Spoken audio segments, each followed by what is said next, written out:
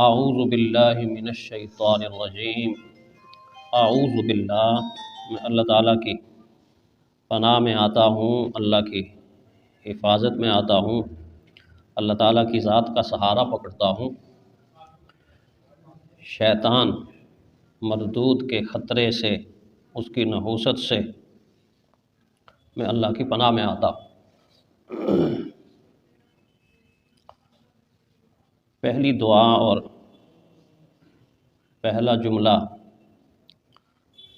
جس سے ہم قرآن حکیم کی تلاوت کی ابتدا کرتے ہیں، اس میں اللہ تعالیٰ نے ایک بہت بڑے خطرے سے آگاہ کر کے اس خطرے سے بچنے کی تدبیر فرمائی، تاکید فرمائی، تلقین فرمائی اور اس خطرے سے باخبر بھی کیا۔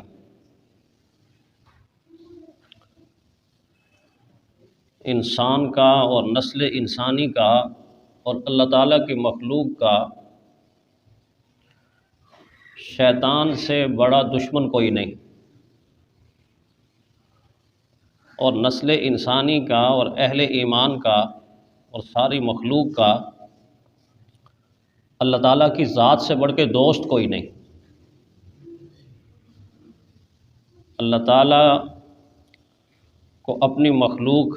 سے جتنا پیار ہے، جتنی محبت ہے،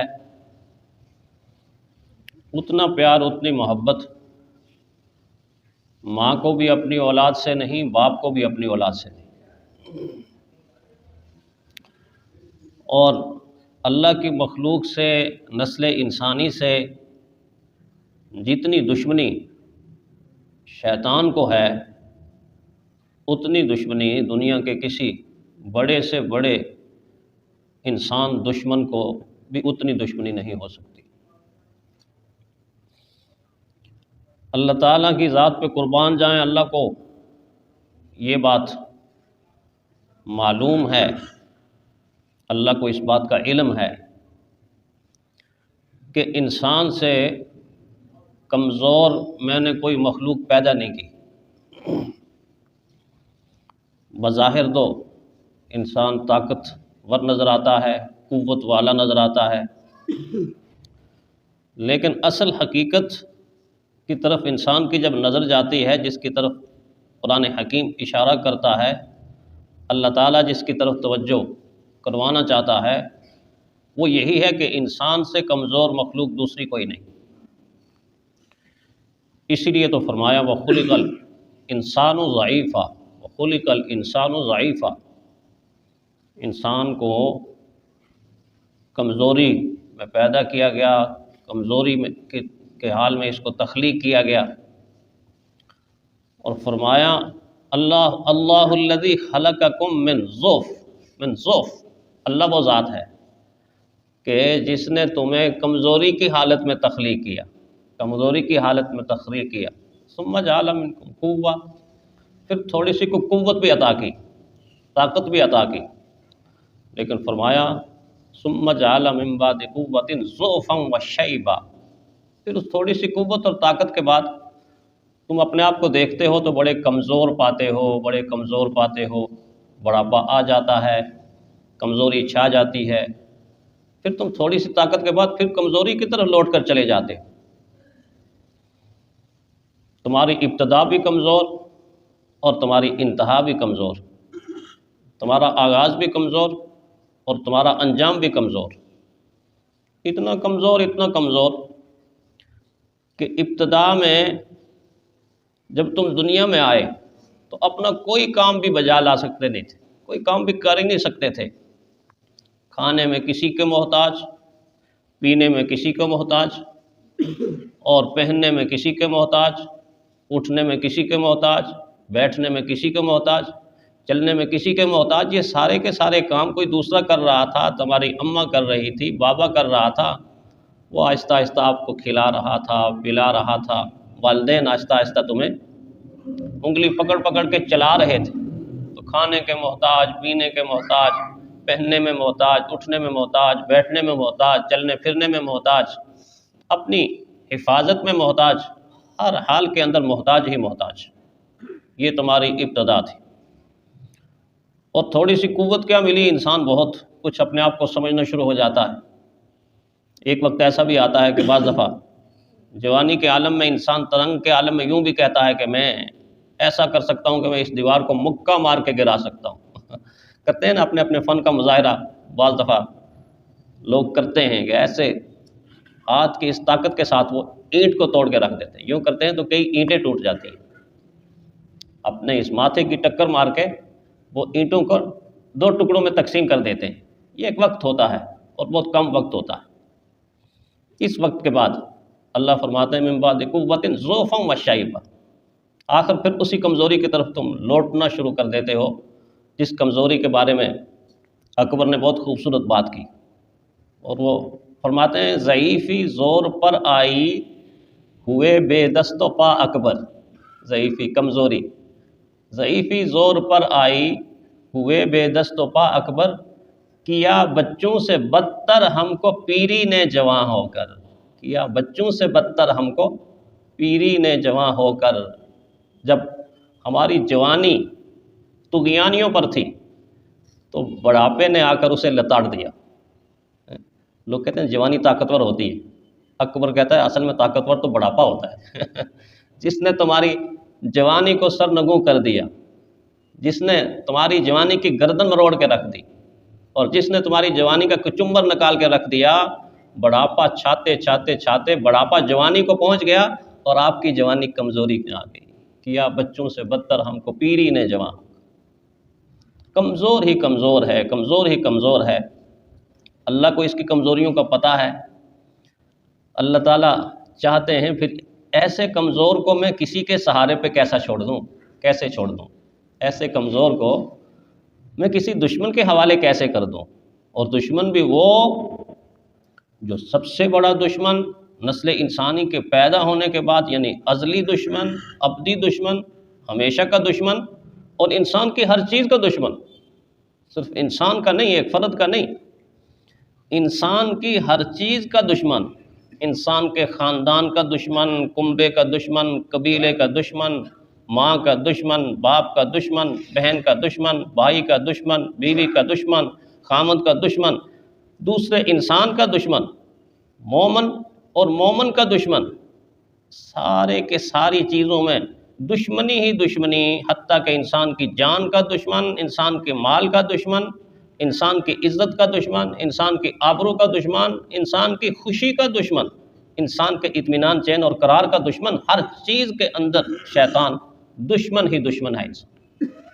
جب دشمنی کرتا ہے تو یہ جو چیزیں میں نے گنوائی ہیں تو ان میں فساد نہیں آتا۔ بھائی بھائی سے لڑا رہا ہے، شوہر کو بیوی سے، بیوی کو شوہر سے لڑا رہا ہے، ایک مومن کو دوسرے مومن سے لڑا رہا ہے، ایک پڑوسی کو دوسرے پڑوسی سے لڑا رہا ہے، ایک انسان کو ایک دوسرے انسان سے لڑا رہا ہے، ایک کنبے کو دوسرے کنبے سے لڑا رہا ہے، ایک خاندان کو دوسرے خاندان سے لڑا رہا ہے۔ اس طرح ساری کی ساری اس نسل انسانی کے درمیان ایسا فساد، ایسی لڑائی، ایسے جھگڑے پیدا کرتا ہے کہ ساری زندگی لوگ لڑتے ہی رہتے ہیں، جھگڑتے ہی رہتے ہیں، اور لڑانے والا شیطان۔ عجیب اتفاق ہے، انسان کا یہ المیہ ہے کہ انسان اس سے نہیں لڑتا کہ جس سے لڑنے کا حق بنتا ہے، اس سے نہیں لڑتا، جو لڑانے والا ہے اس سے نہیں لڑتا، اور جو آگے اس کے دست و بازو بنتے ہیں، اس کے اشاروں پر چلتے ہیں، انسان ان سے لڑتا رہتا ہے، ساری زندگی بھائی سے لڑے گا، باپ سے لڑے گا، پڑوسی سے لڑے گا، سب سے لڑے گا، لیکن انسان اس سے لڑنے کے لیے تیار نہیں جس سے لڑنے کے لیے اللہ تعالیٰ اس کو تیار کرتے ہیں۔ روزانہ 5 مرتبہ تیار کرتے ہیں، اور محراب کے اندر امام کھڑے ہو کے پیچھے نمازیوں کا ایک لشکر تیار کرتا ہے، پورے کا پورا لشکر۔ اور محراب اس کو اسی لیے کہتے ہیں، حرب کی جمع ہے، کہ یہاں کھڑے ہو کر تم نے اپنا عقیدہ، اپنا ایمان، اعتقاد اور یقین اللہ کی ذات پہ اتنا مضبوط کرنا ہے، اتنا مضبوط کرتا ہے، ان تعبد اللہ کأنک تراہ، ایسے ایسے ایسے جیسے تم خدا کو دیکھ رہے ہو، فإن لم تکن تراہ فإنہ یراک، یقین اگر کم ہے تو اتنا کر لو کہ خدا تمہیں دیکھ رہا، اللہ تمہیں دیکھ رہا، اللہ کے سامنے کھڑے ہو، کس لیے کھڑے ہو؟ کہ اللہ کے دشمن شیطان کا مقابلہ کرو گے، اسی طرح کہ جس طرح جنگ کے اندر ایک کمانڈر ہوتا ہے اور کمانڈ کر رہا ہوتا ہے، پوری یونٹ اس کے ساتھ ہوتی ہے، برگیڈ اس کے ساتھ ہوتا ہے، دشمن کا مقابلہ وہ مل کر کرتے ہیں، اس طرح مومن 5 وقت کے اندر تیار کیے جاتے ہیں کہ اس دشمن سے لڑنا ہے، اس دشمن سے لڑنا ہے، اس دشمن سے لڑنا ہے۔ لیکن عجیب اتفاق یہ ہے کہ یہ اس فلسفے کو سمجھتا ہی نہیں، یہ اس حقیقت کو سمجھتا ہی نہیں. یہ یہاں سے واپس جا کے تو لڑے گا تو اپنی بیوی سے لڑے گا، لڑے گا تو اپنے بھائی سے لڑے گا، لڑے گا تو انسانوں سے لڑے گا. حالانکہ سکھایا کیا جائے، شیطان سے لڑو، ان الشیطان لکم عدو مبین، شیطان تمہارا سب سے بڑا دشمن، اس سے لڑو، اس سے لڑو، اس سے لڑو، جس کا قرآن حکیم کے اندر 87 مرتبہ نام لے کر ذکر کیا گیا شیطان کا. 1 2 نہیں، 3 4 نہیں، 5 87 مرتبہ شیطان شیطان شیطان، ساتھ ساتھ اس کی نحوست کو، ساتھ ساتھ اس کے حربوں کو بار بار بیان کر کر کے بتایا گیا کہ یہ وہ خطرہ ہے جو ہر لمحہ خطرہ ہے، ہر لحظہ خطرہ ہے، ہر گھڑی خطرہ ہے، ہر ساتھ خطرہ ہے. یہ کھانے میں بھی خطرہ ہے، پینے میں خطرہ، پہننے میں خطرہ، آنے میں خطرہ، جانے میں خطرہ، اٹھنے میں خطرہ، بیٹھنے میں خطرہ، گفتگو میں خطرہ، تجارت میں خطرہ، عبادت میں خطرہ، سخاوت میں خطرہ، تلاوت میں خطرہ، نماز میں خطرہ، روزے میں خطرہ، جہاد میں خطرہ، حج میں خطرہ، عمرے میں خطرہ. یہ ایسا خطرہ ہے کہ جو ساری تمہاری عبادات کے اندر خطرہ ہی خطرہ ہے. کہیں تمہاری نمازوں کا بیڑا گر کر دیتا ہے،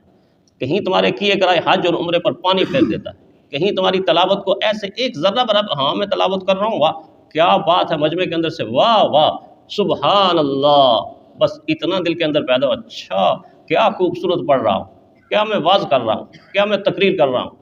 اتنے اونچے عمل کو، جہاد جیسے عمل کو ایک لمحے کے اندر شیطان ریا پیدا کر کے ختم کر دیتا ہے. کیے کرائے پر پانی پھیر،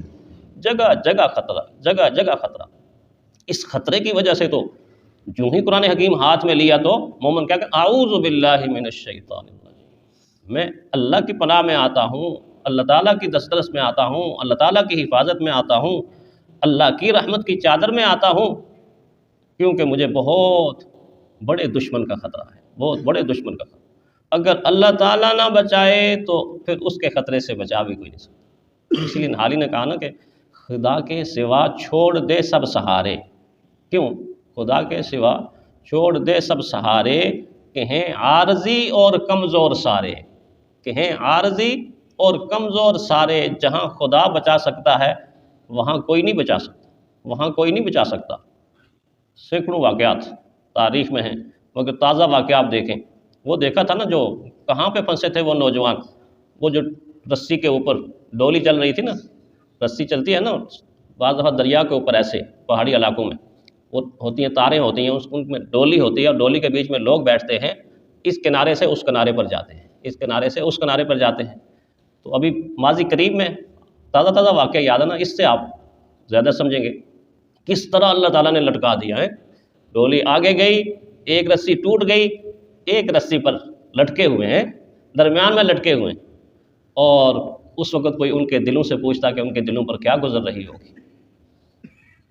موت اور حیات کی کشمکش میں، زندگی اور موت کی کشمکش میں نوجوان طالب علم اس ڈولی کے اندر نہ ادھر جا سکتے ہیں نہ ادھر جا سکتے ہیں. نیچے موت نظر آ رہی ہے، اوپر کچھ بھی نظر نہیں آ رہا، اور سارا پاکستان دعاؤں پہ لگ گیا تھا کہ نہیں لگا، اللہ بچا لے، اللہ بچا لے، اللہ بچا لے.